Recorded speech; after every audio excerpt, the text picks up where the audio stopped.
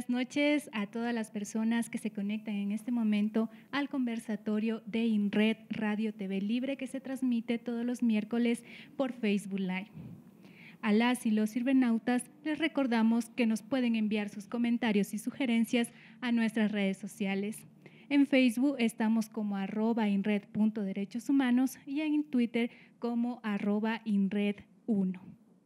Hoy analizaremos, en el marco de la ratificación de la sentencia realizada el 11 de julio a favor de las comunidades indígenas guaraníes, la reivindicación de los derechos colectivos, el cómo se debe realizar un proceso válido de consulta y los conflictos constitucionales respecto a la propiedad de territorios comunitarios y la del subsuelo. Para ello nos encontramos con Sofía Briones, abogada de la Pontificia Universidad Católica del Ecuador y analista de la gran y mediana minería. Y también nos acompaña Verónica Potes, máster en Asuntos Internacionales y en Derecho aplicado a los pueblos indígenas. Además, es directora del Observatorio de Derechos en la Facultad de Jurisprudencia de la Universidad Central del Ecuador. Muchas gracias por estar aquí y bienvenidas. Queremos iniciar el conversatorio con Verónica Potes, quien es especialista en Derecho aplicado a pueblos indígenas, para hablar sobre el fallo histórico a favor de las 16 comunidades guaraní, donde se reconoce la vulneración de derechos colectivos. Verónica, ¿cuáles fueron los hechos que incentivaron a las comunidades indígenas a presentar esta acción de protección?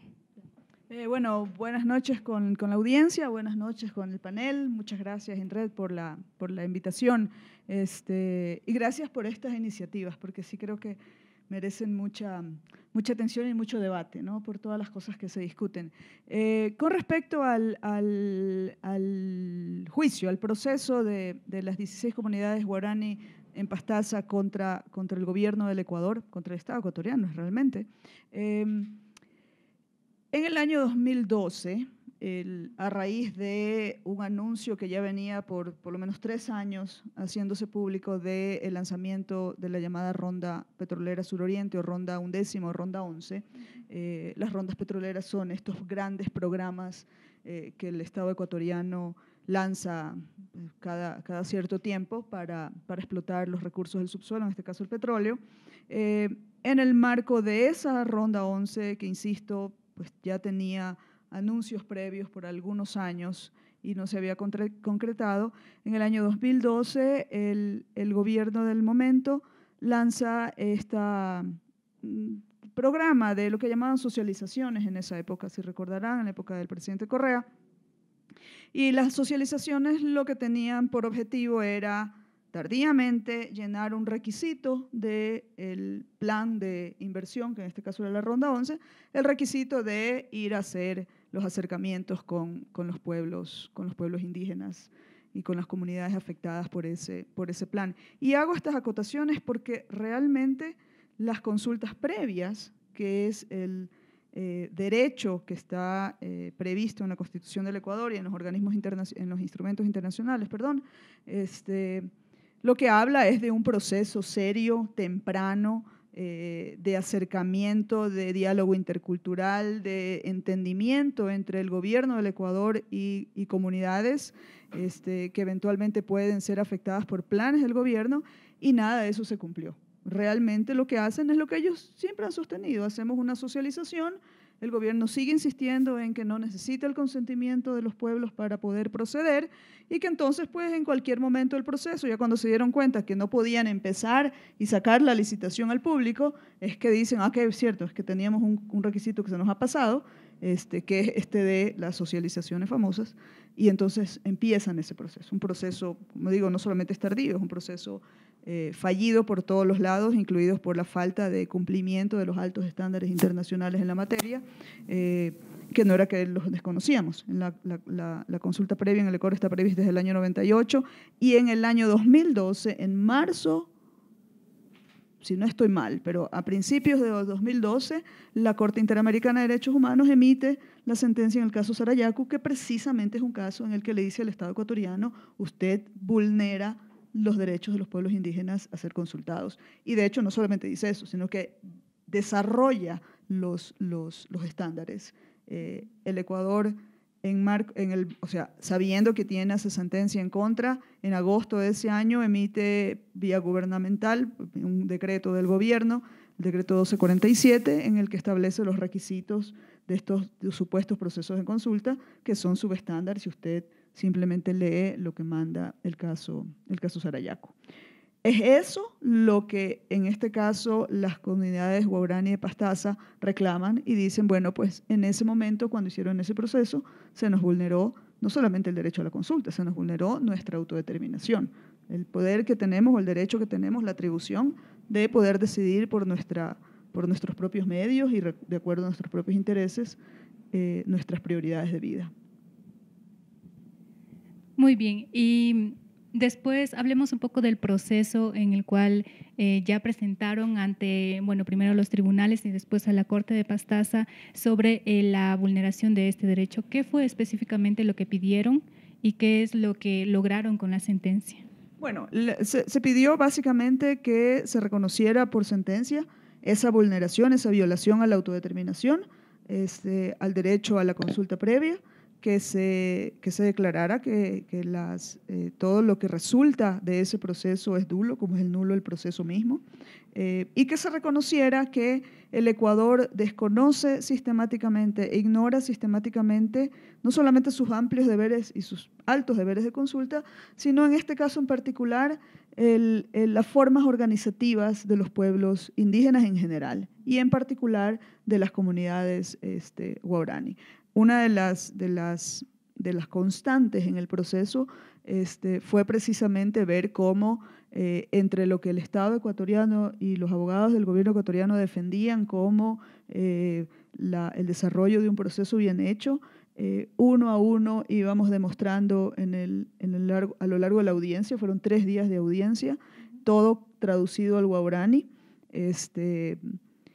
cómo se iba demostrando no solamente que se violaron derechos, digamos, sobre los cuales hay estándares ya previstos, sino que el Estado ecuatoriano ignora consistentemente y sistemáticamente la obligación que tiene de entenderse, o sea, el entendimiento básico mínimo con pueblos indígenas, en este caso pueblos de reciente contacto, no es cualquier forma de llegada a vender un proyecto petrolero, peor aún, a comunidades y a pueblos, a nacionalidades, a grupos, a clanes, familiares, porque si usted sigue el proceso, una de las cosas que encuentra es esta particularidad de la organización de las comunidades guaraní, de la nacionalidad guaraní en general, y que el Ecuador se niega a reconocer en su extensión. Y se niega por una sencilla razón, porque lo que quiere es avanzar en sus planes petroleros. Eso es como todo el interés del Ecuador. Entonces esto trasciende al tema petrolero, trasciende a la ronda y habla más de las relaciones que nosotros nos debemos como sociedades, como el Estado ecuatoriano con una sociedad que es una sociedad muy particular, como son las de reciente contacto en la Amazonía. Una de las si quiere, de los primeros roces con el sistema estatal ecuatoriano en general y particularmente con el sistema de justicia en este caso, fue que uno de los pedidos era que la audiencia se llevara a cabo en territorio. Es decir, ahí donde el gobierno decía que había hecho las consultas y que las había hecho bien y que había cumplido con todos sus altos deberes, entonces decía, vamos para allá, donde en una comunidad donde se supone que ocurrieron las disque audiencias, vamos a ver qué dice la misma gente y cómo la gente percibe esta llegada del Estado, ya no para vendernos un proyecto, sino para escucharnos e impartir justicia. Bueno, ese pedido fue negado. Y fue negado con una razón que pues, yo creo que es inaceptable en un Estado plurinacional. Fue negado en virtud de precautelar los derechos del debido proceso del gobierno del Ecuador, o del Estado ecuatoriano, si quiere. Y yo me pregunto cómo podemos violar en una comunidad las garantías de debido proceso a un Estado al que le estamos diciendo, okay, usted violó el debido proceso de la consulta en nuestro territorio y ahora no quiere venir a la cara, porque cuando viene a vendernos un proyecto llegan en helicópteros y llegan por todas las vías posibles, ¿verdad? Pero cuando nosotros los llamamos a rendir cuentas de lo que hicieron, ay, no, ahí sí es violación y estamos supuestamente en territorio ecuatoriano. Entonces, si ve, a mí lo que me parece fascinante de este caso es justamente todos estos temas paralelos, si quiere, a la fría letra de la ley con la que nos encontramos cuando vamos a ver y averiguar la verdad de lo que pasó en esos procesos. Exactamente, es como un encontrón que se da con la justicia ordinaria, se podría decir, y con la manera tradicional, bueno, específica, cultural que tienen las comunidades indígenas. Muy bien. Estimada Sofía, analista de la gran y mediana minería, ¿qué significa esta sentencia para las actividades extractivistas que mantienen tanto el Estado como las empresas privadas? Buenas noches, igual muchas gracias por su invitación y como comparto sus palabras, es muy importante que se debatan temas muy importantes que están pasando dentro de la sociedad ecuatoriana, que como bien lo ha señalado Verónica, somos una comunidad plurinacional, somos un Estado que comparte múltiples, distintas formas de pueblos y nacionalidades que están en nuestro país. Y creo que la sentencia sí es una sentencia muy importante porque desde mi experiencia, bueno, podría atreverme a decir corta experiencia en el ámbito minero, sí hay un montón de confusiones cuando hablamos de consulta previa, libre e informada. Existen, bueno, me agrada saber que usted, la verdad, sí, algunos conceptos los tiene claro, pero no toda la comunidad, ni siquiera la comunidad incluso afectada, tiene claro cuáles son sus derechos en que se están afectando. La sociedad no tiene claro cuál es el derecho que les asiste a esa población en particular y estos temas se llegan a politizar mucho y cada uno jala por sus intereses y los pueblos que terminan siendo invisibilizados son los pueblos indígenas. En el lado particular de la minería se iniciaron desde el año pasado múltiples acciones de protección argumentando que se vulneró el derecho a consulta previa y es increíble haber demostrado que eran personas que vivían aquí en Quito, que habían señalado su domicilio electoral en Quito, que se habían autodefinido en un censo como personas blancas, que tenía 4 departamentos en la República de El Salvador y votaban en el Estadio Olímpico, y que esas personas dirigían demandas sintiéndose afectados por pueblos indígenas. Y esas personas le decían a estos pueblos indígenas que, y están las demandas, ¿no? Todos los procesos públicos los procesos judiciales son públicos y los podemos ver en el sistema de la función judicial. Pedían que como una medida de reparación integral que se les otorgue dinero. O sea, entonces, ahí va la confusión y esos son temas que a mí me encantaría aclarar. Primero, la consulta previa, libre e informada es un deber del Estado propiamente. No es un deber de la compañía, no es un deber de otro particular que quiera incluirse en eso. Muchas veces se demanda la consulta previa libre la consulta previa, libre e informada a la compañía. Se demanda que la compañía haga esa consulta. Entonces, desde ahí hay un claro error en la sociedad que entiende que la consulta previa es para la compañía, no, es para el Estado. Entonces, el Estado es el que tiene primordialmente ese pasivo de cumplir con ese derecho a los indígenas. Bueno, yo sé que este no pasa particularmente en el caso de los guaraníes. Este caso está perfectamente planteado ante el Ministerio de Energía y Recursos Naturales No Renovables, que es como el ente que administra las áreas de recursos naturales. El Ministerio de Ambiente también se lo demanda, pero entiendo que propiamente es el Ministerio de Energía y Recursos Naturales No Renovables. Pero sí pasó en el caso de, por ejemplo, de Mirador. Lo plantearon directamente, lo plantearon conjuntamente también a la compañía, pidiéndole que la compañía económicamente compense económicamente a los indígenas. Y ni siquiera la principal fundamental de reparación era que se haga consulta previa. Eso era de las últimas cosas que se pedían. La principal era una reparación integral de otros tipos de formas. Eso es otra. La segunda es el derecho de consulta previa les asiste principalmente a los pueblos, los pueblos indígenas que están contemplados en la Constitución y en los acuerdos internacionales. No es para toda la comunidad. No. Esa es la principal error. Pensamos que yo, Sofía Briones, puedo iniciar una acción de que no se me ha hecho consulta previa. Yo, lamentablemente, no catalogo dentro de... Eso es se confunde consulta popular, consulta previa, consulta prelegislativa y procesos de participación social. Entonces, cuando ya confundimos conceptos, ya comenzamos a trastocar el derecho y finalmente terminan siendo vulnerados. Porque si yo le doy la potestad a que todos ustedes vayamos a iniciar una acción de protección contra el derecho de consulta previa y no sean propiamente los grupos indígenas, estamos incluso yéndonos en contra de la estructura occidental que queremos defender. O sea, yo no me puedo sentir afectada por el agua, yo, Sofía Briones, bajo una consulta previa. Lo podría hacer con un referendo, consulta popular, con una consulta prelegislativa para cambiar la normativa, pero no por una consulta previa. Por una consulta previa les asiste directamente a los pueblos indígenas, nacionalidades montubios y afroecuatorianos. No hay más de esos pueblos. Porque eso, repito, se logró demostrar en algunos casos, estudios antropológicos, que las personas que demandaban eran personas que vivían en Quinquito y se sentían afectadas de que el agua les daña, de que supuestamente había una contaminación ambiental, que no habían pruebas de contaminación ambiental, en una zona donde ellos no residían principalmente. Entonces, ¿cómo yo voy a los órganos de justicia diciendo que me afecté cuando no soy la persona que me asiste el derecho? Entonces, entiendo que los guaraníes han demostrado que propiamente son un pueblo indígena y que les asiste el derecho, pero a mí sí me gustaría hacer esta acotación porque sí es lo que pasa en minería, porque el otro lado de la minería es la minería ilegal. Entonces, no es que las personas estén en contra de la minería, sino que propiamente las personas quieren que la minería sea de forma ilegal.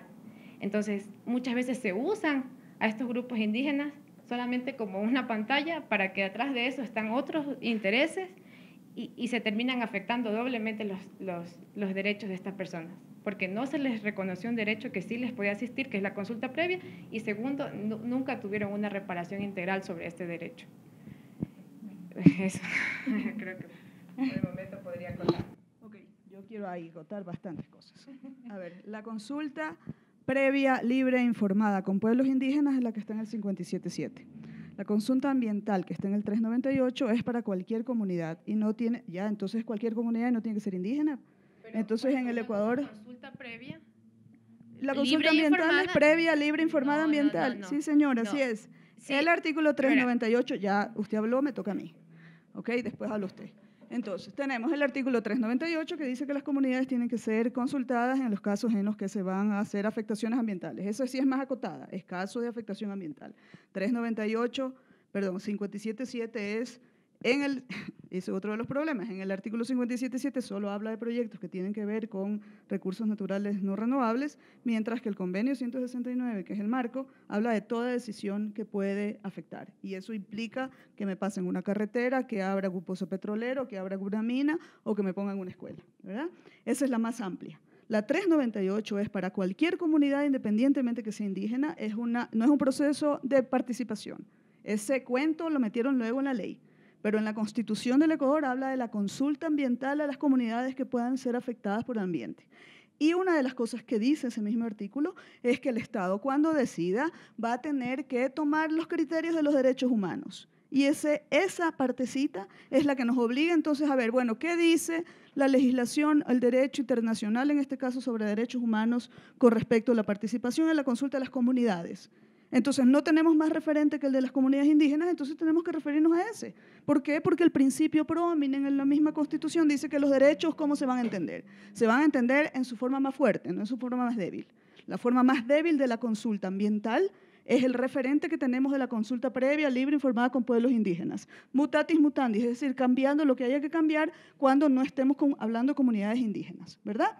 Entonces, eso es lo que tiene que hacer el Estado ecuatoriano. El Estado ecuatoriano se enfrenta a dos formas de consulta, una que se llama consulta previa con los pueblos indígenas, otra que se llama consulta previa ambiental, y tiene que llevar las mismas características, las mismas altas características que tiene el otro, solamente que no se va a aplicar con pueblos indígenas. Entonces, si la comunidad es una comunidad montubia de la costa que habla español, lo culturalmente apropiado es hablar en español, utilizar o referirse a sus formas organizativas internas, que no serán las mismas del pueblo guaraní, que no serán las mismas de los pueblos del sur del Ecuador o de los nortes afroecuatorianos, pero que tienen que utilizarse esos mismos estándares para aplicar a estas comunidades. El problema del Estado ecuatoriano es que decidió distinguir entre estas dos formas de consulta y querían incluso bajarse los altos estándares de la 57.7 y poner todo debajo de la 398. Eso es lo que hace la ley de participación, eso es lo que hace el decreto 1247, eso es lo que hace el decreto 1040, que es el que se ha utilizado para los temas mineros.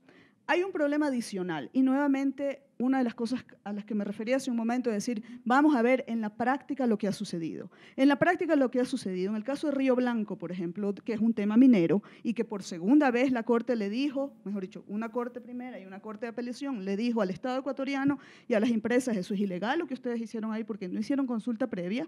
Ahí la pregunta es, bueno, ¿quién es indígena y quién no es indígena? Y perdón, pero no son los antropólogos los que van a decirle a los indígenas que son indígenas. El artículo 1 del convenio 169, que es el sobre los derechos de los pueblos indígenas, dice claramente, claro que establece unos criterios, pero dice finalmente, en casos de dudas, aplica la autoidentificación. Y autoidentificación significa que yo me declaro indígena independientemente de lo que le parezca a usted, a mí o a los antropólogos.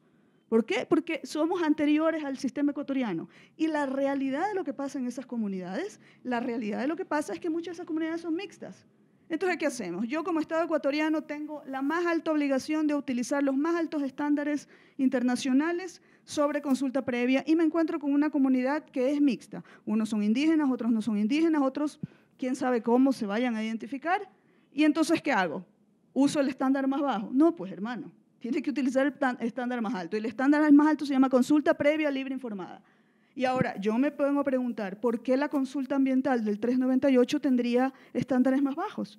Tiene que ser previa, tiene que ser libre, tiene que ser informada, tienen que cumplirnos a todos, indígenas o no indígenas, afroecuatorianos, montubios o los que seamos en el Ecuador, tienen que cumplirnos a todos con todos los derechos. Y los derechos que están en la Constitución y los que cubre la consulta previa, que lo único que nos dice es cómo tiene que hacerse el proceso, ese proceso está organizado o debería estar organizado para que yo pueda proteger como comunidad mis derechos. Y mis derechos no son el de la consulta previa solamente o un proceso.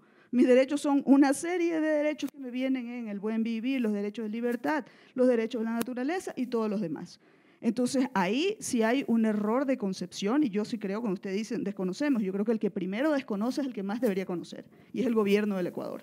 Totalmente de acuerdo, el que está obligado a hacer la consulta, las consultas previas con indígenas o con comunidades no indígenas es el gobierno del Ecuador. Es el que tendría que tener siempre por encima de todo los criterios internacionales que ya se los han dado y que son bien claros, porque aquí no hay ninguna oscuridad, no hay ninguna ignorancia honesta sobre el tema. Cualquiera que se quiera saber sobre la consulta previa, el primero que tiene que hacerlo es el gobierno del Ecuador y sus funcionarios y funcionarias, debería ir no a regirse por el 1040 ni la ley de participación pública ni nada de esas leyes que son subestándar con respecto a los estándares internacionales de consulta e ir a ver los estándares más altos. Varios organismos internacionales, la relatora que estuvo aquí, que está a punto de sacar un reporte sobre el Ecuador, el Comité de los Derechos, el Comité de Ejecución del Tratado contra las diversas formas de discriminación, le dijo al Ecuador, sus leyes no valen con respecto a la consulta previa. Y claro, fue con respecto a los indígenas.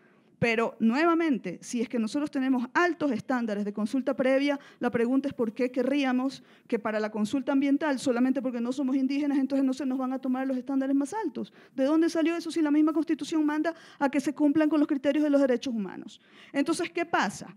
Pasa en la realidad. Esa discusión que usted dice, que se confunden todas las formas de consulta, en el año 2010 ya la Corte Constitucional nos dijo, dejemos la confundidera, señores. Aquí hay 3 formas de consulta. Consulta popular no estamos hablando, ¿verdad? Es otra cosa diferente. Entonces vamos a sacarla del camino. Aquí estamos hablando totalmente. Si nunca, quienes defendemos estos temas nunca hacemos esas confusiones. Quienes hacen las confusiones son los señores de las minerías, que entonces comienzan a inventarse cosas que no están, comienzan a negar, por ejemplo, la posibilidad que tienen las localidades y las comunidades de decidir cómo manda la Constitución y como el presidente Correa lo quiso cambiar en el año 2015. En el paquetazo de enmiendas que nos mandó, una de las cosas que no se discutieron, y los mineros bien callados en esa época estaban, era una enmienda al artículo 104 que le pretendía quitar a los gobiernos autónomos descentralizados y a las comunidades locales la capacidad de decidir vía consulta popular sobre los recursos que están en sus territorios. Y eso está en la Constitución ecuatoriana sí previsto. La Constitución ecuatoriana dice expresamente que los gobiernos autónomos descentralizados tienen el derecho a pedir o a solicitar una consulta popular sobre cualquier tema de interés en su jurisdicción, no cualquier tema de competencia. Y eso de la competencia lo metió el gobierno del Ecuador, violando los derechos que ya tenían conquistados, en este caso los municipios y los demás entes jurisdiccionales, seccionales y la ciudadanía. Los ciudadanos podemos mañana recoger, ciudadanos de cualquier color y de cualquier base étnica, indígenas o no indígenas, tenemos derecho a ir a pedir una consulta popular sobre cualquier asunto. Y todas esas leyes que están, y que mejor dicho, esas disposiciones constitucionales que están previstas desde el año 2008, no es que se las inventó un día para hacerles el daño a las empresas mineras o a las empresas extractivas en general, las conocen y las han conocido de siempre. Cada vez que salen estos temas alegan ignorancia. Y perdóneme que le diga nuevamente, pero desde el año 2010 esa distinción se hizo. Y entonces dijeron, las reglas que está queriendo poner la ley de minería de ese momento y que quieren rebajar la consulta previa a la consulta 398 no valen, ¿verdad? Lo que no dijo la Corte Constitucional en ese momento era por qué, si el estándar estaba acá, la 398 se queda aquí y no sube para acá. Si es una consulta previa también, y es una consulta que tiene que ser libre, que tiene que ser informada. El Ecuador, el año pasado, firmó el acuerdo, el Tratado Internacional sobre acceso a la información, acceso a la justicia y participación pública. Ese es un tratado que en el nivel regional americano estaba debido hace mucho tiempo. Ese es un tratado que los europeos, por ejemplo, lo tienen desde 1990 y pico. Esa es la aplicación del principio 10 de la Declaración de Río sobre los Derechos Humanos, que habla precisamente sobre la participación. Y la participación de la ciudadanía y de las comunidades en los asuntos ambientales es lo óptimo para tener mejores decisiones, para que luego no tengamos los problemas que tenemos cuando llegamos a una comunidad y resulta que la comunidad estaba opuesta, que nunca le hicieron las consultas debidas, ambientales, no ambientales, previas o no previas, con indígenas o sin indígenas, porque todas son debidas y entonces están quejándose y entonces están impidiendo que se hagan las cosas, y eso es lo que dijo la Corte en las dos instancias en Río Blanco, que no se había cumplido. Perfecto. Bueno, es un tema bastante largo para discutirlo y sobre todo las diversas opiniones que se tiene al respecto. Lo importante aquí también es el resguardo de del bienestar también de las comunidades, tanto indígenas o campesinas. Por eso le preguntamos a nuestra estimada Sofía, dentro de, bueno, ya lo habíamos dicho, ¿no? Con Verónica, que en Ecuador está en la Constitución la consulta previa, libre y informada desde el 98, donde se reconoce y se garantiza el derecho colectivo de los pueblos indígenas a ser consultados sobre planes y programas de explotación de recursos no renovables que se hallen en sus tierras y que puedan afectarlos ambiental o culturalmente. Desde entonces fue obligado, en este caso el Estado ha sido obligado a consultar a las comunidades sobre las actividades petroleras y mineras en sus territorios. Sofía, ¿cómo realizan este proceso las instituciones estatales o privadas para garantizar dicho derecho? La verdad es que sí, yo personalmente me da urgencia aclarar estos tipos de temas.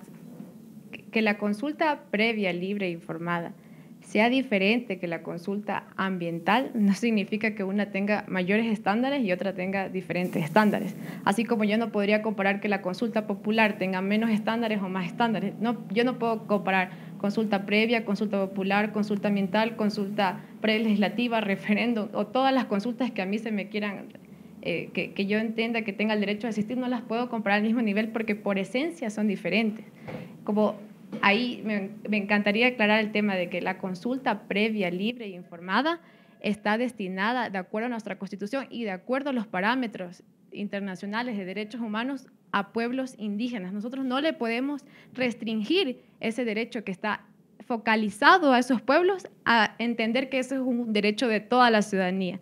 No, una persona extranjera no puede pedir, por ejemplo, que se haga una consulta previa, libre e informada, autodefiniéndose como indígena. No lo puede. Es un derecho que le asiste a ellos por el retraso histórico, por toda la historia que existe en ellos. Yo no puedo entender que yo, como lo había dicho, que yo, Sofía Briones, me crean en ese poder de decidir o autodeterminarme como indígena y poder tener asistencia de ese derecho. Y eso pasó en Río Blanco. En Río Blanco, personas que estaban dentro de ese legitimario activo vivían en Quito. O sea, se habían autodefinido en el censo como blancos, tenían 4 departamentos en plena República de El Salvador. Entonces, nosotros no podemos trastocar ese derecho, manipular los medios judiciales y terminar diciendo que es un derecho que les asista a toda la ciudadanía. Ahora, consulta ambiental una consulta de que si mañana al lado de mi casa va a haber un proyecto que me pueda afectar a mí, Sofía Brenes,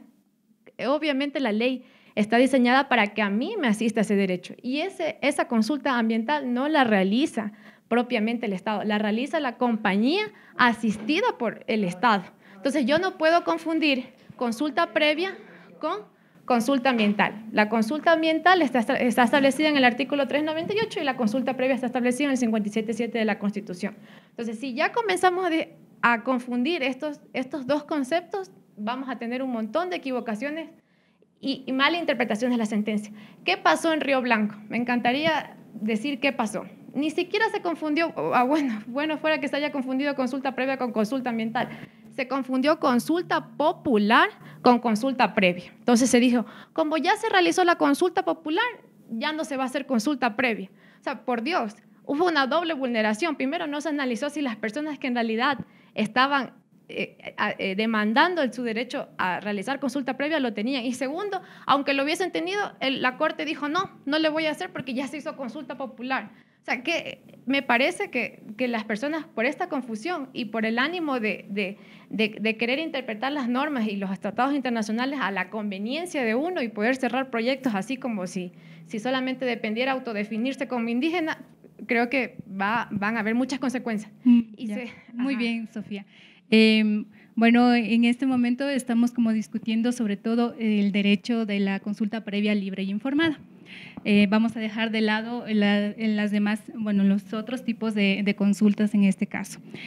Como te preguntaba anteriormente, digamos que es un caso donde se debe consultar desde a los pueblos indígenas. ¿Cómo se realizaría esta consulta desde el Estado o las empresas? No, evidentemente, la consulta previa, libre e informada, como está focalizado a un grupo particular de personas que son los indígenas, pueblos afrodescendientes y montubios.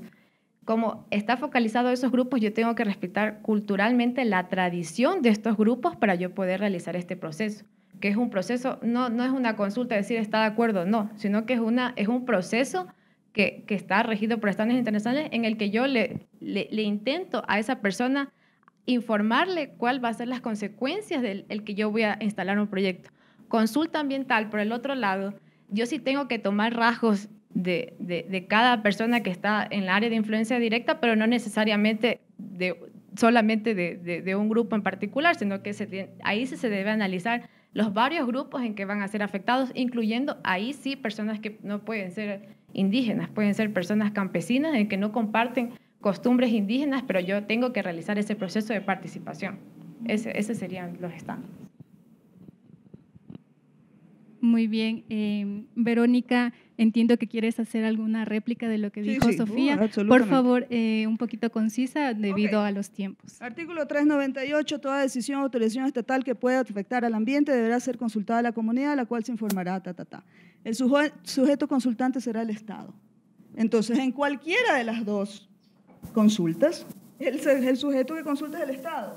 Y tiene sentido que sea el Estado, porque no es la compañía la que, como yo no soy indígena, entonces la compañía viene a contarme lo que va a hacer. No, señora. El Estado ecuatoriano tiene que venir a consultarme a ver si es que en el momento en el que yo salgo a decirle, mire todo lo que me está violando, derecho 1, 2, 3, 4, todos los derechos del buen vivir, los derechos de la naturaleza, el derecho al ambiente sano, y etcétera, etcétera. Entonces yo soy la que responde y tengo la misma capacidad de responder que cualquiera de los pueblos indígenas.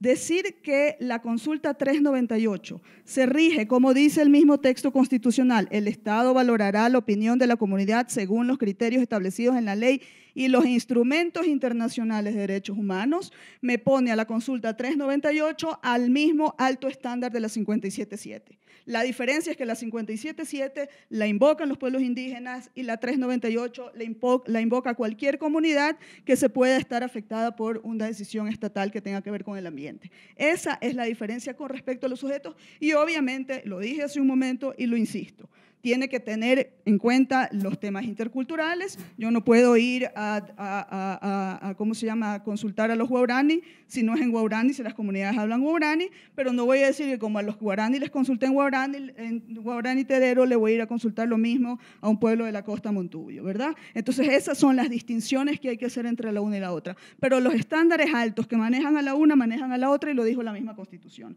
Querer decir que como somos comunidades indígenas, como no somos comunidades indígenas, a nosotros no nos aplican los altos estándares, es violar la misma Constitución cuando dice en el artículo 11 que los derechos tienen que entenderse en su forma más alta y más fuerte. Y la forma más alta y más fuerte de entender el 398 es con los altos estándares que ya conocemos de consulta previa libre informada. Hasta ahí llegué en ese tema, ¿ok? Lo siguiente es lo que hace el Estado ecuatoriano con respecto a lo que debería ser una consulta previa, que era su pregunta hace un momento. Y ahí yo nuevamente tengo las serias dudas acerca de lo que primero de cómo enfoca o cómo aborda el Estado ecuatoriano ese deber de consulta. Primero lo hace tarde, como en el caso que hemos demostrado, y en este caso no solamente son los guaraní, son todos los pueblos de la Amazonía con los que hicieron este mismo disque proceso en el 2012 con respecto a la ronda 11, pero también son todos los pueblos que han sido afectados de alguna u otra manera o que son afectados de alguna u otra manera por las decisiones mineras. Y ahí viene un problema muy serio. En el año 2010, la Corte Constitucional dijo expresamente que en el caso de la consulta previa libre informada del 57.7, como se trataba de pueblos indígenas por la especial relación que tienen con la tierra, la concesión mismo tiene que ser consultada.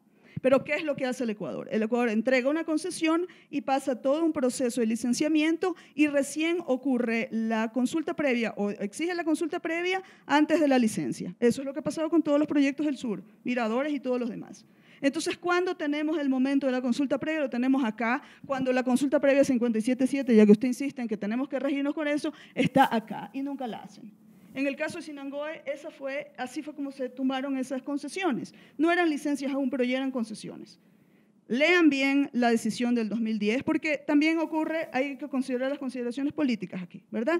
La sentencia en el año 2010 fue en plena época del correísmo. Al señor Correa le valía lo mismo lo que dijeran las Cortes y lo que valía era lo que dijera él, porque ni siquiera la Constitución la respetaba, ¿verdad? Y entonces, ¿qué es lo que dijeron? Cuando la Corte no le da la razón a los demandantes, que era la CONAI y las Juntas de Agua del Sur, diciendo túmbese toda la ley, porque la ley era inconstitucional, y la ley era inconstitucional porque ahí lo que le fallaba era la consulta prelegislativa.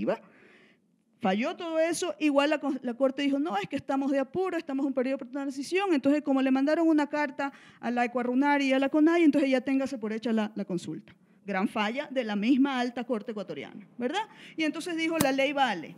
Y como dijo que la ley vale, el gobierno decidió que todo en la ley valía y no vieron la parte en la que le dijeron expresamente que todas las normas sobre consulta previa no valían. Y no valían por esta razón que le estoy diciendo. Y ciertamente que es diferente la consulta ambiental de la consulta de los pueblos indígenas en cuanto a qué es lo que queremos precautelar. Pero eso no significa que no precautelamos con los mismos altos estándares de protección, ¿me explico? Entonces, en el caso, por lo menos de los pueblos indígenas, la concesión misma tiene que consultarse. ¿Y qué es lo que pasa en la práctica con todos estos proyectos? Y por eso insistimos que son ilegales, es porque es el momento de la licencia ambiental en la que recién se acuerdan que tenían que consultarle a los pueblos indígenas y entonces lo hacen y lo hacen en unas consultas que no equivalen a consultas. Primero, el primer requisito de que la consulta sea previa, y ya el estándar internacional ya dice, previa no es el día antes que lleguen las máquinas. Previa es lo más pronto posible en el proceso de inversión o en el proceso de desarrollo o proyecto que se esté discutiendo. En ese momento es en el que tienen que intervenir las comunidades, porque es en el momento en el que pueden tener las mejores posibilidades de cambiar la decisión. Pero si usted ya se va enamorando de la decisión, ya llama, ya les anunció a todas las mineras internacionales, se fue a Chile, se fue a Canadá, vendió los proyectos, todo el mundo se interesa y viene porque hay bastante reserva minera ahí debajo, llega todo el mundo y usted al último día dice, chuta, me olvidé de la consulta previa con los pueblos indígenas y en ese momento convoca un proceso. Usted ya está tan enamorado de la idea que dígame sinceramente si la va a cambiar o no. Y no la cambian. Porque los procesos de disque consulta en este país, y mejor es llamarle socialización, como honestamente Correa les llamaba. Correa nunca quería hablar de consulta porque eso lo tiraba al campo del derecho. Y él hablaba de socialización, y para él la socialización es yo vengo a contarles a las comunidades lo que voy a hacer. No les vengo a consultar a ver qué les parece. Y sobre el resultado de la consulta, que siguen insistiendo en que no, que el consentimiento no es exigible, eso es mentira también. Y nuevamente es una ignorancia a sabiendas. Y ahí sí yo distingo entre ignorante, honesto, porque no sé, porque no puedo saberlo todo en la vida, y ignorante a sabiendas cuando yo sí tengo la obligación de saber. Y el gobierno ecuatoriano tiene la obligación de saber que sobre nosotros están todos los estándares internacionales, incluido el caso de Saramaca, que en el año 2007, es decir, hace 12 años ya, dijo perfectamente que se necesitaba, ni siquiera es que se buscaba el consentimiento, se requiere el consentimiento para proceder en el caso de mega inversiones con potenciales altos de impactos en la vida de los pueblos. Muy Entonces, bien. Eso significa que si califica como mega inversión y califica como potencial de impacto negativo alto, entonces, hermanito, hasta aquí llegaste, si no te dan el consentimiento no operas. No es que simplemente vienes a contar la historia. Y eso, nuevamente, es una ignorancia a sabiendas, porque uno tiene que enterarse de todos los estándares como están, no de los que yo pongo en mis leyes, que las leyes que las tengo mañana, y peor aún en decretos, que los hacen el gobierno y ni siquiera se discuten en el Parlamento. Verónica, justamente hablabas de los requisitos que debería tener una consulta previa, libre e informada. Ya nos hablaste del requisito de lo previo. Menciónanos también lo de libre y también lo de informada.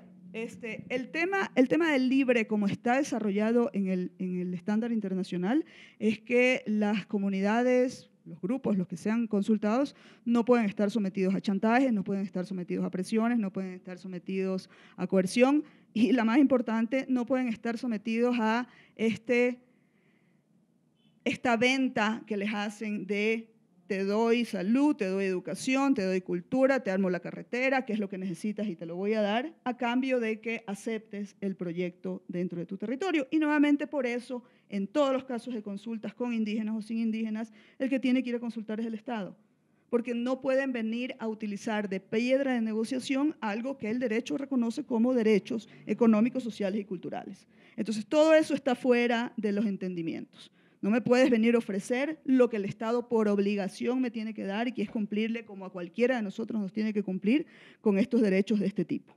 Entonces, no es libre si es que hay de por medio estas actitudes. No es libre tampoco si es que vienen, sean las empresas a través de sus relacionistas comunitarios o a través de las empresas consultoras que contratan para eso, o el gobierno, que usualmente lo que hace es que le encarga a la empresa que vaya y lo haga ella, y aparece como que si estuviera yo al lado, como mi chaleco del Ministerio del Ambiente, como si lo estuviera haciendo yo y realmente lo está haciendo otro. No puede entrar con esas vías a partir a las comunidades, ni hacer organizaciones paralelas. Explico, hay una serie de actitudes que ya se han conocido y que ya se han ejecutado, sobre las cuales los estándares internacionales se han tenido que construir. Y esa es una cosa interesante nuevamente sobre este tema. Los estándares internacionales se han construido sobre la mala conducta de los gobiernos en contubernio con las empresas, porque hay que decir la historia completa. Las empresas no entran solas. Las empresas no podrían entrar a un lugar si es que alguien no las autoriza o por lo menos si no se lo permite. En el caso de Río Blanco, ya que estábamos hablando, y es un pueblo autoidentificado indígena, y yo sostengo, porque lo dice el derecho internacional, que sobre cualquier decisión de los políticos, de los censos y de los antropólogos está la autodeterminación de los pueblos.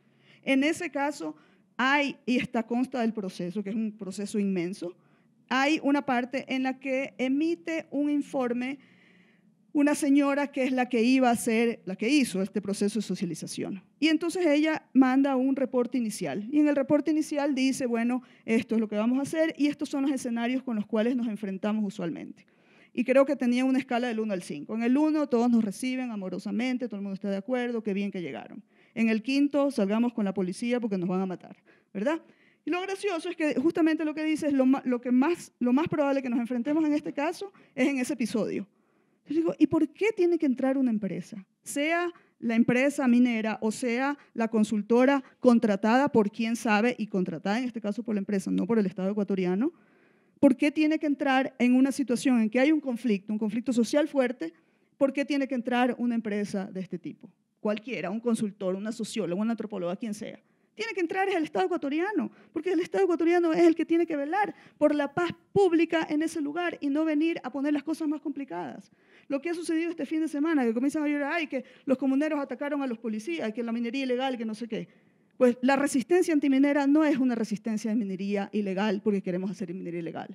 Es una resistencia contra cualquier forma de minería y a quien le corresponde ir a poner las cosas en orden cuando hay minería ilegal es al Estado ecuatoriano. El problema es que aquí hay minería ilegal porque le emiten licencias sin las debidas consultas previas, entre otros requisitos, porque también están todos los requisitos de protección ambiental. Emiten esas licencias y resulta que esa sí es la legal.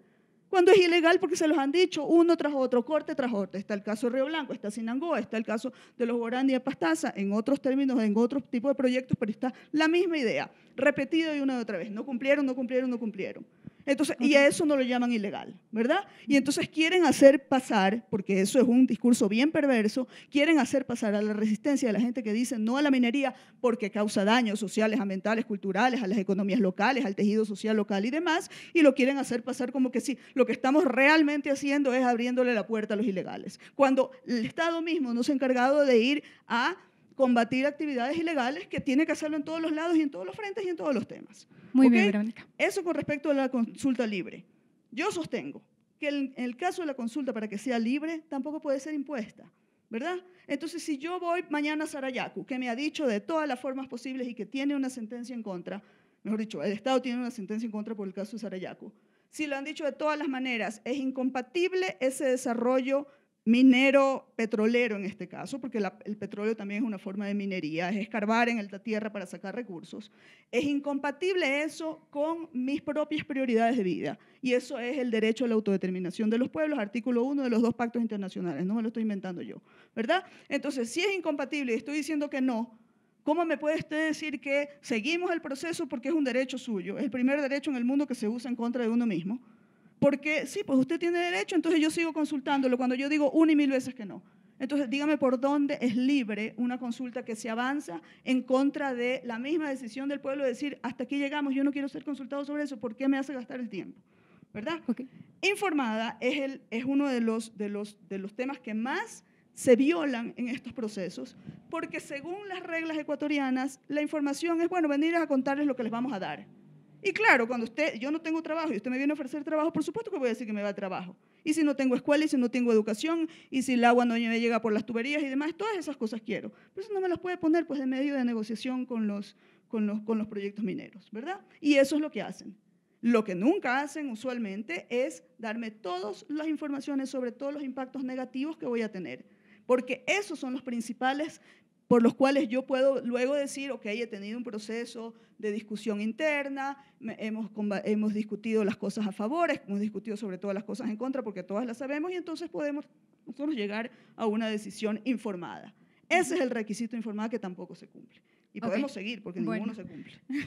Debido al tiempo, no nos podemos alargar mucho en el tema, pero sí es muy interesante, sobre todo, plantear todos estos requisitos que se deben y se tienen que cumplir dentro de esta consulta previa, libre e informada que estamos hablando el día de hoy.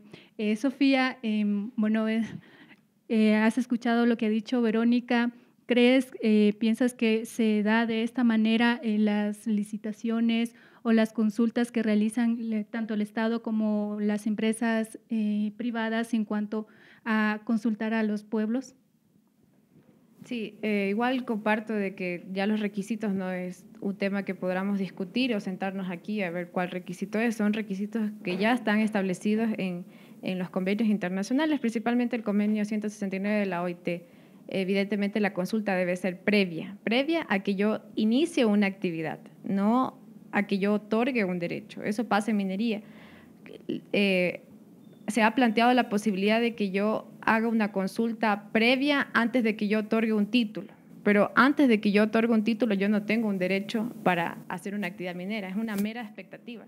Como si yo le diga, haga una consulta previa antes de comprarse una casa a las personas, pero yo no tengo ni la casa, ni la escritura pública, ni nada. Entonces, si uno realiza una legislación comparativa con otros países, muchos de esos, casi me atrevo a decir que ninguno ha optado por la posibilidad de hacer una consulta previa a otorgar un título minero. Ahora, yo otorgo un título minero y yo no puedo realizar una actividad minera sin antes contar con las respectivas licencias ambientales, lo que no pasa en la minería ilegal. Muchos defienden la minería ilegal, no la comparto, la verdad, es una minería que arrasa con la sociedad humana, discrimina a las personas que sí tienen derechos, me gustaría citar brevemente el caso de Buenos Aires y me hubiese gustado que grupos estuvieran defendiendo niños que se mueren, que se entierran, prostitución, lavado de activos, pero a nadie le interesa la minería ilegal porque la defienden diciendo que más ilegal es la otra. Entonces, ahí hay que tener mucho cuidado porque ya a partir de los hechos y de mirar cómo se va desarrollando la minería ilegal, da miedo. Y lo digo abiertamente, la verdad no tengo ningún miedo. Quienes han iniciado procesos en contra de consulta previa son mineros ilegales que tienen registro de títulos mineros. O sea, ¿cómo ya Cupere registra 4 títulos mineros en Arcón? O sea, es una información pública. Entonces, ¿cómo que yo me dedicaba a la minería, ahora ya no me gusta? Entonces, a mí me parece que hay que tener mucha coherencia cuando uno habla y cuando uno defiende. Porque si uno defiende un derecho, uno lo tiene que defender desde el inicio y el fin, no cuando ya me convenga y cuando ya no me conviene, ya no lo quiero y lo retiro. Entonces, hay que tener cuidado en esos términos porque la minería ilegal, como les digo, es atroz y es una minería ilegal que deberíamos enfocarnos bastante en proteger a esos grupos vulnerados. Entonces, evidentemente, comparto la idea de que yo antes de que inicie una actividad minera, yo debo hacer una consulta previa. Para hacer esta consulta previa se debe bastante hacer un estudio antropológico, no es necesario, no es directamente iniciar un proceso rápido. Comparto que es un proceso que es largo, puede ser hasta engorroso porque hay que analizar antropológicamente los grupos que se encuentran ahí, cuáles son sus costumbres, cómo se organizan, si en algún momento en que yo vaya a realizar la consulta previa, ellos en ese momento están en una festividad tradicional. Yo entiendo que todo ese tipo de cosas debe respetarse. Igual que la consulta ambiental, que debe igual respetarse las costumbres, no desde una visión indígena o de una visión de un pueblo ancestral, sino de una visión ya propiamente de la comunidad, si son campesinos, si realizan cuestiones de agricultura y todo. De todas formas, igual también comparto la idea de que la consulta ambiental la consulta previa, debe ser de buena fe, no debe estar de ningún grupo del lado, no es la consulta previa que yo venga y le digo, oiga, voy a contaminar, ¿usted está de acuerdo? No, eso no va a pasar. Así como no va a pasar que le diga, usted tiene que aceptar sí o sí porque no es necesario su consentimiento. O sea, la consulta previa debe ser libre, o sea, la persona debe libremente decir si está de acuerdo o no inducir a que diga que no o que diga que sí. Evidentemente no es así. Y todos los principios que tienen que le asisten ya de por sí a los pueblos indígenas y a la ciudadanía en general, creo que deben respetarse todos esos procesos para realizar un proceso de consulta previa. Muy bien, sí, solamente decirles que ya nos queda poquito tiempo del conversatorio. A ver, por favor. Yo sí quiero ser muy enfática porque las cosas que yo digo no me las he inventado. Cuando yo hablo de los estándares, yo distingo entre lo que yo creo que tiene que ser lo óptimo, y se lo dije hace un momento con respecto al libre, y lo que dice y el estándar. O sea, no es que yo digo que es libre porque tiene que ser de esta manera. Los estándares están desarrollados, y yo insisto, y se lo digo con mucho respeto realmente, no se lo digo ni siquiera de mala fe. Yo creo que usted tiene unos vacíos muy grandes respecto a lo que ya dicen las Cortes internacionales y lo que dice la misma Corte Constitucional, y le voy a leer. Los artículos de la ley minera que la Corte Constitucional en el año 2010 declaró inaplicables cuando están afectados los tierras y los territorios indígenas son el artículo 28 que garantiza la libertad de prospección, el artículo 31 que dispone el otorgamiento de concesiones mineras a través de la emisión de títulos mineros, el 59 que dispone la construcción de instalaciones complementarias. Todos estos son inaplicables en el caso de afectación a territorios indígenas por las razones de la protección especial de la que gozan esos territorios. Usted misma me está diciendo que no son las compañías las que tienen que hacer la consulta. Claro, no las tienen que hacer, la tiene que hacer el Estado. El Estado es el que puede disponer de las concesiones. Por eso es lo que le estoy diciendo. Entonces, cuando usted me dice, no tengo que hacer la consulta porque no tengo ningún derecho, claro que no tienen ningún derecho, pero es que no son ustedes los que hacen las consultas. La tiene que hacer el Estado cuando dice, a ver, esta área la puedo someter a concesión o no, porque el Estado es el que emite la concesión. Ustedes no tienen nada que ver. Ustedes cuando llegan, el Estado ya tenía que haber hecho las consultas. Y si hizo la consulta y si puede hacer la concesión, entonces la hará.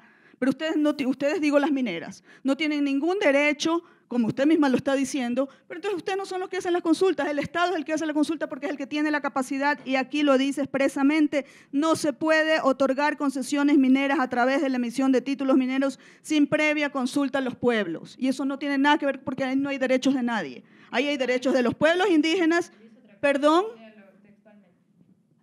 dispone el artículo 31 que dispone el otorgamiento de concesiones mineras a través de la emisión de títulos mineros no es aplicable cuando se trata de territorios y pueblos indígenas. Ya, por eso.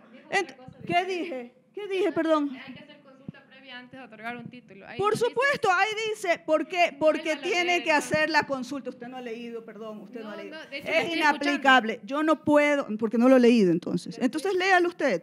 Léalo usted. Es inaplicable emitir títulos mineros sin consulta previa porque cuando se trata de pueblos indígenas estamos resguardando la especial relación de la tierra con los pueblos. Eso es lo que dice ahí. No, yo Lea entiendo, artículo, o sea, léalo no completo. estamos discutiendo si los pueblos tienen o no derecho. Los pueblos tienen derecho. Lo que estoy diciendo es que el momento en el que se activan esos derechos es cuando yo ya otorgo un título. No, eso es lo que Porque está mal. Eso en es lo que ese, está mal. yo no puedo ¿Quién otorga el consultar. título? Yo no ¿Quién puedo otorga el título? consultar El si no. Estado. Ya, el Estado entra a consultar si es que yo puedo, como Estado, emitir o no un título, porque soy el que puedo hacerlo, al pueblo indígena. Eso se los dijo la ley, la Corte Constitucional en el año 2010. Léala, porque ese es Ya el gran leí, problema sino que que tiene Sinangoe, si uno lee en mal, el que interpreta de una forma diferente, Usted tiene está, conceptos usted es la que está. erróneos. Entonces, ¿cuándo es, según la Corte Constitucional del año 2010? Otorgo mi título No, y se me activa el señora. derecho a realizar consulta previa. ¿Cómo Declaró pues? inaplicable el artículo que dice que puedo disponer el otorgamiento de concesiones mineras a través de la emisión de títulos mineros. Eso significa yo no puedo emitir títulos mineros sin hacer una consulta previa con los pueblos indígenas. Si la tierra no es indígena, ahí sí lo puedo hacer y yo no entiendo por qué, pero eso dijo la Corte Constitucional. Pero si la tierra es indígena, yo no puedo emitir los títulos mineros sin haberle hecho una consulta. Y eso no le da, no es que le esté quitando derechos a nadie que no sean los pueblos indígenas. Aquí las mineras no tienen nada que ver sobre si tienen o no tienen un derecho. Es realmente después de que hace ese proceso y después de que el Estado decide, ok, de acuerdo a las reglas que tengo y tengo que someterlo a las más altas reglas, ¿puedo o no puedo emitir títulos mineros sobre esto? No puedo, entonces no invito a nadie. El problema que tienen las mineras es que las mineras creen que piden la concesión, les dan la concesión y ya consiguieron ahí un derecho, cuando el Estado no podía disponer de eso y entonces no podía emitir siquiera esa concesión. Eso lo dijo el Estado en Sinangoe, y en Sinangoe, perdóneme, pero ninguna de esos temas escandalosos que usted te ha dicho se discutieron, porque no se discutían. ¿Sabe lo que pasó en Sinangoe? Ya que usted también habla del tema de lo ilegal. Quien descubre la minería ilegal en Sinangoe es la propia Guardia Comunitaria, y va al Arcom y el Arcom no hace nada. ¿Y sabe lo que les dice? ¿Y cómo nos enteramos que ahí había concesiones? Porque le dice, esas tierras están concesionadas. Y entonces dice, ¿cómo que están concesionadas? Si usted no podía emitir concesiones sin consultarme a mí. Entonces, esas concesiones son las que, por cierto, les permiten a mineros medianos, porque aquí no se puede hacer minería mediana si es que usted no tiene unos equipos grandotes y abren carreteras, y eso no puede pasar por clandestino. Y eso entonces es de quien es obligación revisar que eso no ocurra en el territorio ecuatoriano, de la policía del Estado ecuatoriano. Entonces no nos vengan a decir que nosotros estamos defendiendo la minería ilegal cuando son las mismas comunidades las que cuando denuncian la minería ilegal, el gobierno dice, ay, perdón, pero es que eso ya estaba concesionado. ¿Y concesionado cómo? Si la misma Corte en el 2010 le dijo, Estado ecuatoriano, usted no puede concesionar. Si se trata de territorios indígenas, hasta ahí le llegó la posibilidad. Para poder hacer esa concesión, usted tiene que someterlo a una consulta previa. Y ahí no tiene nada que ver la minera y no debería meterse nunca ninguna minera. Ok, listo. Muchas gracias. Bueno, hay argumentos de parte y parte, siempre hay que tomar en cuenta esto.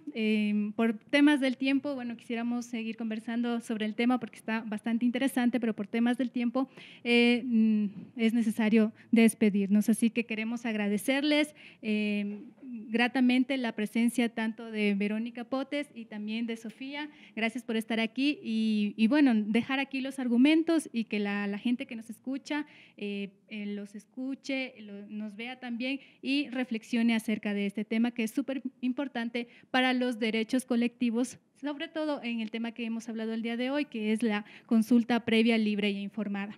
Así que muchas gracias por estar aquí. Les recuerdo a todas las personas que nos escuchan y que nos ven que este programa y el anterior también lo podrán encontrar colgado en nuestro canal de YouTube, INRED Digital.